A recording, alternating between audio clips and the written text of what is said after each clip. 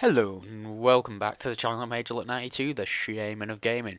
More importantly, welcome back to my series of gun reviews for Modern Warfare 3. So in the first episode we went over the first assault rifle, the M4A1, in detail, and then in this next episode we'll be going over the first SMG which you unlock, which is already available when you start. This is the MP5, and it's not the little plastic MP5K, it's the, well, apparently it's the monster from COD 4, but I'm here to tell you that that isn't the case. Well, I say if you haven't tried this game, pretty much everyone who has this game will have tried this, because obviously it's the first SMG that you unlock, but, you know, for people who haven't really tried it out, or, you know, maybe people who've picked the game up late, this is not that, well, sort of aiming more at people who played COD 4. This is not the COD 4 MP5 whatsoever. It's you know, it's a sort of it's like sort of a nerfed down version. It sort of handles the same way. Obviously, it looks nicer because of the graphic change from now to then, but you know, it's not the beast that a lot of people were expecting. And it's funny, actually, because you know, this is the first SMG that's available to you, and this was sort of the, you know, the sort of overpowered or the most powerful weapon, most used weapon on COD 4, other than obviously like the M16. And then the second SMG is the UMP45, which was the most powerful weapon on Modern Warfare 2, and they're both, you know, nerfed down to an acceptable level in this game, which I actually am quite pleased with. Because obviously those weapons were overpowered. I'm looking at you, yeah, UMP. But yeah, this weapon, it's similar in, you know, in a different class to the M4. You know, it's a sort of base camp, if you like. You know, it's a sort of a cut and run, a really basic weapon in the SMG category. You know, there's much better ones, but there's probably, I'd say there's worse ones too. So another good weapon to be starting with. You know, I think they've spread out which weapons in each class you start with very well, except for the shotgun, because the USAS is a piece of shit.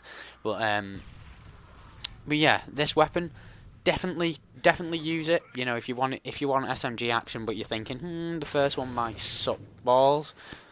I'm here to tell you that it doesn't suck balls, but it's not, you know, the beast that a lot of people are expecting. Another gun that is that shines with a red dot. Although, even though I said about the M4, you know, being hindered by a suppressor, well, a silencer, I should really call it. What year is this? 2010. But no.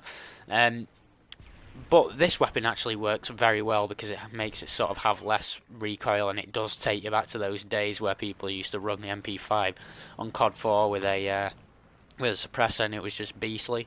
Obviously it's not as beastly, but you know, it still works. But yeah, the red dot, I'd say, is the way to go, and you want to stick steady aim on it. It's got similar steady aim hip fire to the COD 4 MP5. You can just sort of, you know, side strafe round corners and beast with it.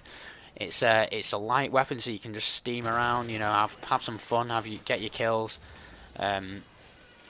And yeah, it's a base camp. It's a you know, straight shooter. It's really a basic weapon, but I actually find that this is one of my favourite SMGs because it is so simple.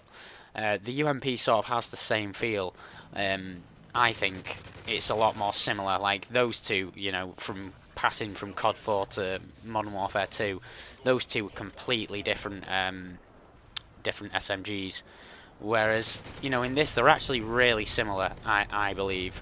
I'd say the UMP is still a little bit better, but not by much. So definitely when you're starting the game or when you first prestige, definitely set up a class, unlock the red dot, which is obviously like the first attachment you unlock. And it's probably the most used one still, even, you know, as people get higher up, because I find, like, with attachments in this game, obviously the SMGs don't have it. They sort of, some of them have that that strange sight, Like the assault rifles have that hybrid sight, and I think they're useless. Like they're not useless, but you know, it's not really worth using them. So the red dot really is the most used attachment in this game. So definitely on all SMGs, I'd say once you unlock the range proficiency, definitely run that. Until then, run kick, because some of them have quite a bit of kick. This one isn't really one of them. Look at this. This guy is a pro. That's the best kill of the game. But yeah, it's definitely stick the range on until the kick, and steady aim. You know, maybe sleight of hand. Well, you don't really need sleight of hand, to be honest, but I like running it. And steady aim pro is awesome because it gives you that quick aim from sprint. And obviously with this SMG, you want to be sort of on the move quite a lot. This game probably could have been better, to be honest, but if you've actually noticed, and you'll notice in the next video as well, if you watch, you know, the first one, the M4, then this one, then the LSW, that they were actually one game after the other. Because there's the same people in the lobby. I don't know whether anybody noticed that, but so these videos I've tried to, you know, just bang them in, just one after the other, really. You know, not really rushing them in exchange for quality, but you know, the first sort of decent game that I got, that I think that I've displayed the right way to use these guns. Excuse me a sec.